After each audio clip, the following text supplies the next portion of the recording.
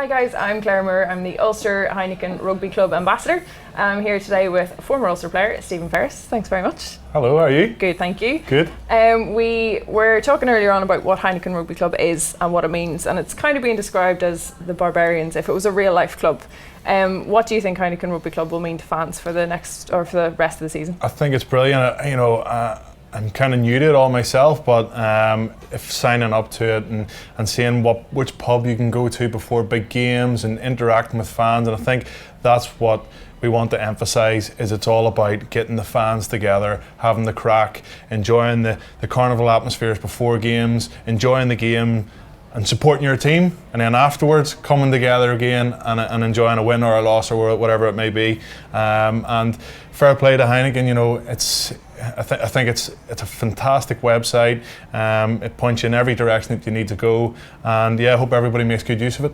And obviously, as a player, were you a fan before? Like, were you a kid growing up who was mad into rugby? Yeah, I was. Of course, I sat in my house and watched David Humphreys run the length of the pitch when we were playing Stade Francais at Ravenhill, and he ran the whole way up the sideline and done a big, massive swallow dive into the corner, and we went on to win the trophy that year. And I can remember sitting on my friend's sofa eating a packet of potato, cheese and onion, just watching the game, going, "Oh, this is class." Never did I ever think in my wildest dreams that I would be a professional rugby player and have 9 fantastic years with Ulster and Ireland. And I'm not a fan now. I think it took me a while to become a fan after I retired. It took a while for it all to sink in, but when Ulster score or Ireland score, I'm up off my seat like every other fan now. For you, what's your maybe biggest standout moment as a fan? Now, that's whether you were a kid or even during the game. Was there certain elements of you kind of nearly sat, may have been on a bench or injured, and gone, "Do you know what, I'm a fan now"? I think it was the game where Ireland were playing New Zealand and we came so close. Yeah. And yes, that might have been a moment where it was complete ecstasy for so long in that game, and then me as a fan was nearly bawling my eyes out that we lost that game in the end. And there was a lot of man tears. There was a lot of man tears, and it was the high to the low, which is something that I will really remember. And a lot of Irish fans can sympathise with me if I shed a tear or two, but that was one of those days that I'll never forget, and hopefully the boys can go over to Soldier Field and get a result in the autumn internationals.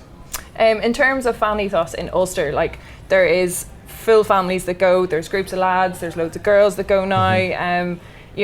Ulster is really one of those clubs that you join when you're tiny. I did it. I didn't really know what I was going to watch, but I was going with my dad and I was watching matches, and then started travelling, and even now still a huge fan and still will travel as well.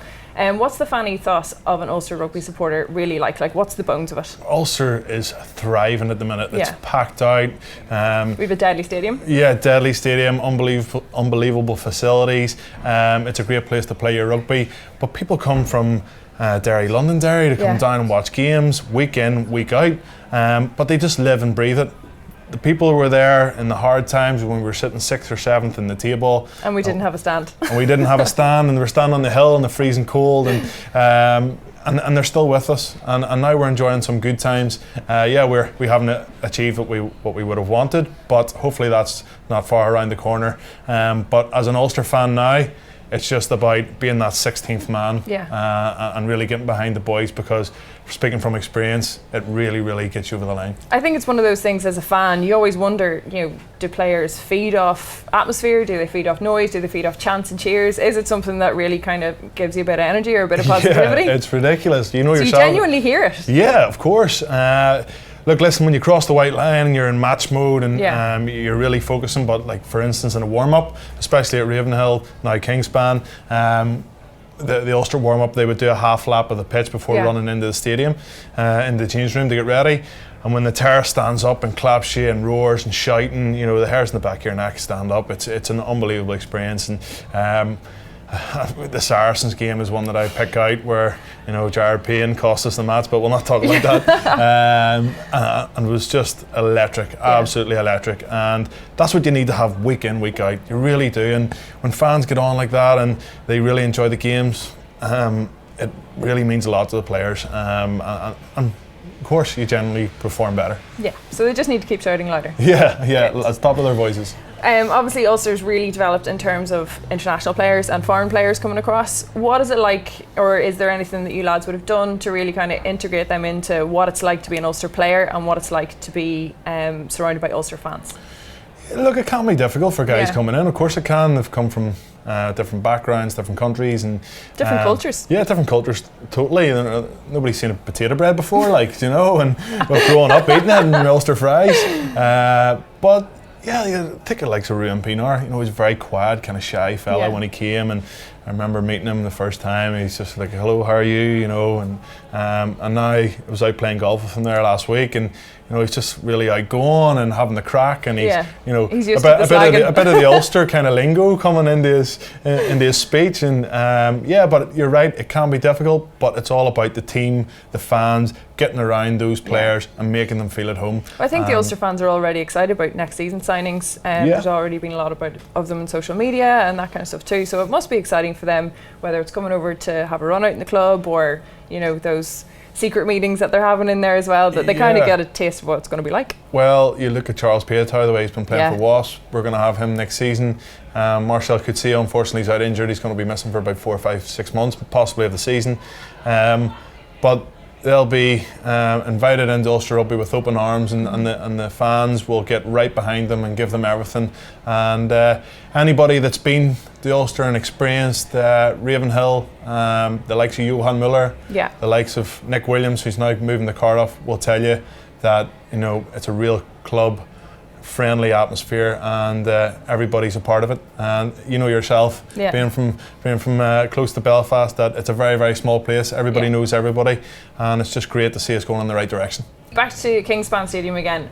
I know for me, when Kingspan was Ravenhill and we didn't have our fancy stand and it was a chip van and a terrace, the clock was where everyone used to meet up before we went to a game, and you'd go and get your chips, and then you weren't allowed to go anywhere near the beer tent or anything like that. What for you is like a tradition of Ravenhill, now Kingspan? Jeez, I was running up and down the pitch smelling burgers like and chips, so that was your fault then, was it? Probably. I think everybody likes to get there early, have a couple of jars or whatever, and relax and just enjoy the atmosphere and enjoy the build-up, especially big European games. You know, the Heineken Cup was just unbelievable back in the day, and Toulon and Toulouse come to town, and those were massive teams to be in Belfast. That's all anybody talked about for weeks and weeks leading up to those fixtures. And you know, I think that's what everybody loves to do, is get to Ravenhill or get to Kingspan Stadium now and have a good day out. And if Ulster get the win, which they usually do up there, then it makes it even better. Good. Let's talk a little bit about your book. You finished your book tour. Yeah.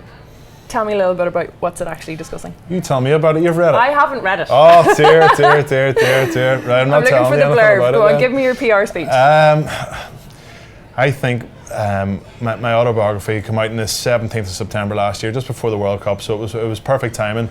It wasn't something that I rushed just to get done for the World Cup. It took me about 14 months to write. Patrick McCarry was my ghostwriter from here in sunny Dublin, and we worked very, very hard to put out a good final product, and I'm really, really happy with it. The hardback came out and the paperback just came out there about 6 weeks ago. So it's been really well received. I'm an honest guy, sometimes too honest. I go into salaries, I go into nights out, I go into everything. So it's potential controversy. Yeah, a little bit. It's honest though. It's honest, yeah. There's a lot of stuff people don't know about me. People see me playing rugby for 8 or 9 seasons, but you know, a lot went on in my life before that as well. Did you use it nearly as an introduction of yourself as Stephen Ferris rather than Stephen Ferris, the rugby player, or the Ulster player Stephen Ferris? A bit of both. Yeah. A bit of both. And any Ulster fan or Irish fan that's read it has sent me a message on Twitter or Facebook saying, Stephen, really, really enjoyed your autobiography. It's the best sporting autobiography I've read. Is this just comments, all the good ones you were telling me about? Honestly, there has not been one negative comment I've had about it. And yeah, it's quite hard hitting, and I'm not going to lie to you, if you do read it, you will probably shed a tear, men included. Wow. So it's not like Mills and Boone, but it could be a close second. How many people got it for Christmas? Was this just your carte blanche present? Yeah, well, I've tried to push it, eastonstockholm.com/Ferris if you want to get yourself a copy or two. Nice plug. But yeah, the paperback, is sold out, and the hardback sold out, so the paperback's now on the shelves, and hopefully it's not too long on the shelves, and we can get all those copies away. How many copies do you own personally that are just lying around the house and in the downstairs? Well, believe it or not, I think I got 30 of the hardback and 30 of the paperback, and I have no hardbacks left. One hardback left, which I kept for myself. Do you just carry it around? My mum has a couple, and paperbacks have maybe about 15. Just hand them out. I must give you one to read it. Like, I probably should read it in I'll fairness. give you a couple of tissues as well. I'm worried that I'm going to cry now. You will cry, but you'll enjoy it. You'll enjoy it.